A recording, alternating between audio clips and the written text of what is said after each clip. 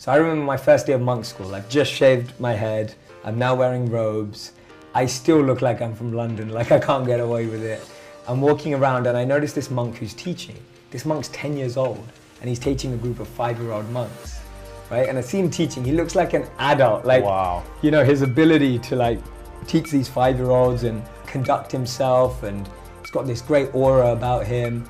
And so I'm kind of eavesdropping on his class. I can't obviously go and sit with a bunch of 5-year-olds, even though I really want to, because I'm like, I feel like a 5-year-old next to that 10-year-old. I went up to him and I said, what are you doing? And he said, oh, well, we just taught their first class ever. And I said, oh, cool. And he said, well, what did you learn in your first class at school?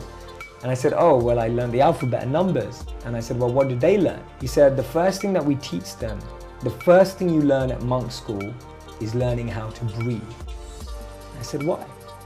He said, because we're taught that the only thing that stays with you from the moment you're born to the moment you die is your breath.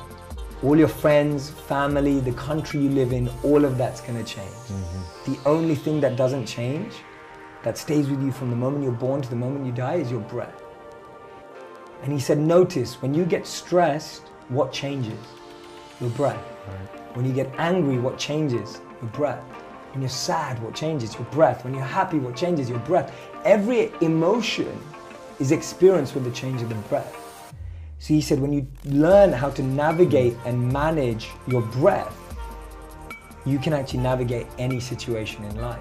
You've got to go on stage in front of 10,000 people. You've got to go to a concert. You just lost a deal or a contract. Our breath changes in all those scenarios, yet we don't know how to use our breath to change our life. Right. And so for me, that was a huge learning point where I just thought, wow, that's what you're taught. The priority is on the root of things, not the leaf or the symptoms. Right. And that's the biggest thing about living as a monk. You're not dealing with your challenges at symptomatic level. You're dealing with it at root level. Right? People say, oh, if you're stressed out, just take a stress pill. If you're stressed out, just go to get a massage. If you're stressed out, just relax, watch Netflix and chill. But all that's doing is pacifying you, escape for that hour, 2 hours, maybe a week. But going to the root of it and learning how to change your breath means you can manage any situation in life. And that principle, that's an example of the principle which is so much deeper. That always go to the root. It will take longer, but it will last longer. Right. Right? If you go to the root, it takes longer, but it lasts longer.